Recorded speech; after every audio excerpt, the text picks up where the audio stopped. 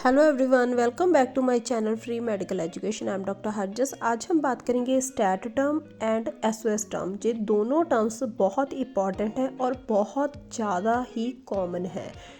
तो जो stat term होती है एंड एसओएस टर्म होती हैं, ये बहुत ज़्यादा कॉमन, मतलब डॉक्टर्स के द्वारा पेशेंट की जो मेडिकल शीट होती है, ट्रीटमेंट शीट होती है, वहाँ पे ये यूज़ की जाती है। तो ज़्यादातर स्टूडेंट्स और स्टाफ इसमें बहुत ज़्यादा कंफ्यूज रहते हैं। तो इन दोनों टर्म्स के मतलब क्या डिफरेंस हैं, दोनों टर्म्स क्या हैं, इसके बारे में आज हम बात करेंगे।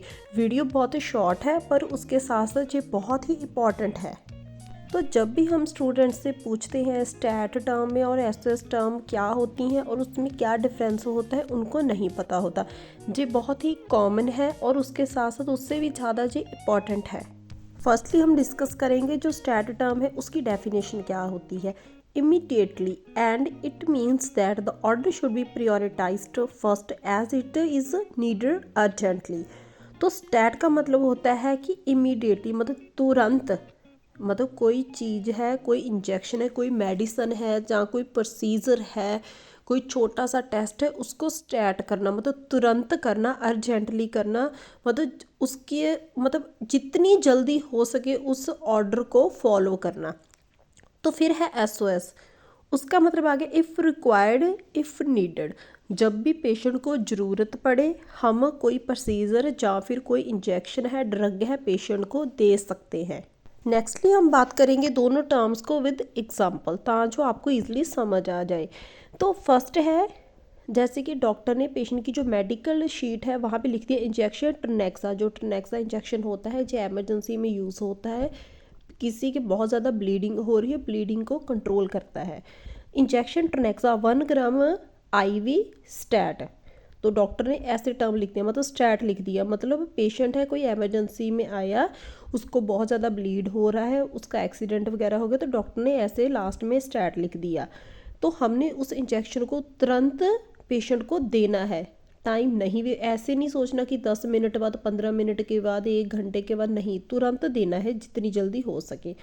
तो उसके बाद है SOS, if needed, if required. जैसे कि पेशेंट है, उसको पेन हो रही थी, तो डॉक्टर ने ऑर्डर कर दिया इंजेक्शन डिक्लोफिनिक mg IV, या फिर कई डॉक्टर हैं उसको IM दिलवाते हैं, पेशेंट को IV भी दिलवाते हैं, पर IV में हमने क्या करना होता है, उसको डिल्यूशन में देना होता है।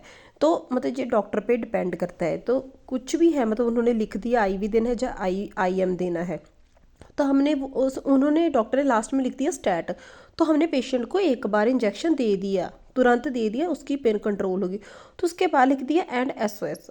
लास्ट में एसओएस का मतलब आ गया कि जब उसके दोबारा पेन हो, आपको 5-6 आवर के बाद आपको लगे पेशेंट की दोबारा पेन हो रही है, तो हमने डॉक्टर से पूछना नहीं है, क्योंकि डॉक्टर ने ऑलरेडी ऑर्डर डाल दिया एसओएस। तो जब भी ज़रूरत, जब भी पेशेंट को नीड लगे, रिक्वायरमेंट है उसकी, उसके पेन दोबारा हम पेशेंट को दे सकते हैं, मतलब हमें डॉक्टर से पूछने की ज़रूरत नहीं है।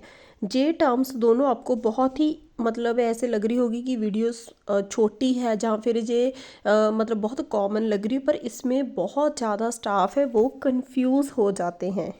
पेशेंट के ट्रीटमेंट पर बहुत इफ़ेक्ट पड़ता है। तो मतलब हम सोच सकते हैं कि अगर ये टर्म्स के बारे में हमें नहीं पता होगा, जैसे कि उन्होंने डॉक्टर ने स्टैट लिख दिया, हमें पता नहीं उस टर्म के बारे में, तो हम क्या करेंगे, उसको बहुत 2-3 घंटों के बाद देंगे। तो उससे क्या है, पेशेंट को क्या पता कोई इंजेक्शन ऐसा हो कि उसकी मतलब लाइफ के लिए बहुत इंपॉर्टेंट है, तो उसकी लाइफ पे भी बन जाती है अगर हम इग्नोर करें। तो अगर आपको मेरी ये शॉर्ट सी वीडियो अच्छी लगी, मेरे चैनल को लाइक करना एंड सब्सक्राइब करना। Thank you so much.